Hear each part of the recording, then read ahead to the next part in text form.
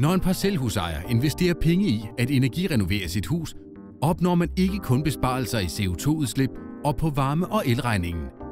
Kommunerne får flere skatter og afgifter ind, og det sætter gang i beskæftigelsen lokalt. Med projektet Energirenoveringshjulet vil Energilandsbyen sammen med kommunen sætte dette hjul i gang til gavn for alle led i samfundet.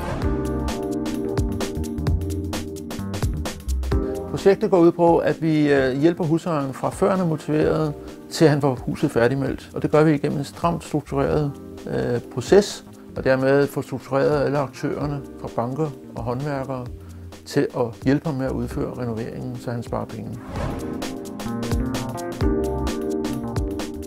Det særlige ved projektet det er den her brobygning mellem den offentlige og den private sektor, hvor vi får kommuner og private aktører til at spille sammen i at hjælpe husejeren til at renovere sit hus. Vi har identificeret, hvor mange husejere falder af på vejen til at få færdigmeldt sit hus. Og der er vi gået ind og kigget på spildet og optimeret simpelthen spildet, så vi får flere succeser. Det gør vi gennem den her strukturerede proces.